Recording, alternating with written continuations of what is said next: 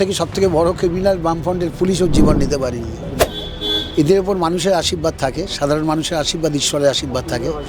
তো এত সহজ জীবন নয় না। জন এফ কেনেডি থেকে শুরু করে ইন্দিরা গান্ধী, তারাও তো অত্যন্ত কড়া নিরাপত্তার মধ্যে থেকে তাদের জীবন গেছে।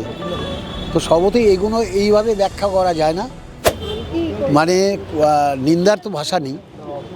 দ্বিতীয়ত হচ্ছে যে সুশান্ত হচ্ছে আমাদের সেই কর্মী, 21শে জুলাইয়ের ওকে গুলি করেও ওর জীবন নিতে পারিনি। তো স্বভাবতই এখানে তো সামান্য একটা ক্রিমিনাল, তাদের থেকে সবথেকে বড় ক্রিমিনাল বামফ্রন্টের পুলিশও জীবন নিতে পারিনি। ন্যাচারালি এত মানুষের কাজ করছে, এত বছর ধরে কাজ করছে। আজকে এই যে অঞ্চল, এই অঞ্চলের যে সার্বিক পরিবর্তন তার কাণ্ডারি হচ্ছে ও।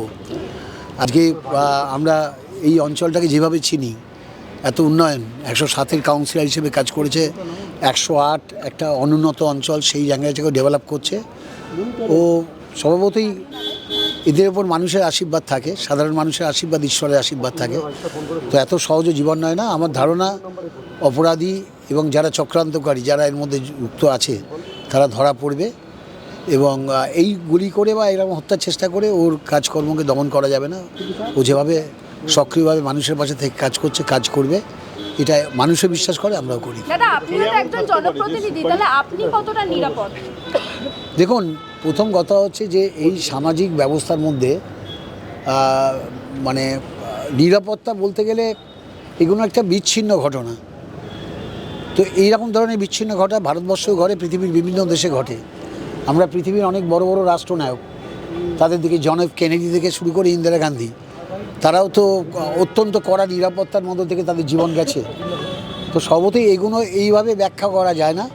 তবে হ্যাঁ, নিশ্চয়ই জনমনে একটা প্রতিক্রিয়া ঘটে। একটা জনবহুল এলাকার মধ্যে এলাকার জনপ্রিয় জনপ্রতিনিধি যদি আক্রান্ত হয়, তাহলে মানুষের মধ্যে একটা উদ্বেগ বা একটা ভীতির সঞ্চার হয়। তো সর্বতই আমরা সবাই মিলে সংঘবদ্ধভাবে এটা কাটাবার চেষ্টা করছি। প্রশাসন অত্যন্ত তৎপর, দ্রুত ব্যবস্থা নিয়েছে। মুখ্যমন্ত্রী নিজে এ ব্যাপারে ওয়াকিবহাল। আমাদের দলের সেকেন্ড ম্যান অভিষেক বন্দ্যোপাধ্যায় নিজে কথা বলেছেন, মেয়র নিজে ছুটে এসছেন, দলের সব নেতারা আসছেন, নেতৃত্ব আসছেন। আমার মনে হয় অপরাধী শীঘ্রই ধরা পড়বে। অপরাধী ধরা পড়লে একটা দৃষ্টান্তমূলক শাস্তি হলে মানুষের মধ্যে থেকে এই সংশয়টা কেটে যাবে। বাংলা হান্টের আরো খবর দেখতে নজর রাখুন। বাংলা খবর মানেই বাংলা হান্ট।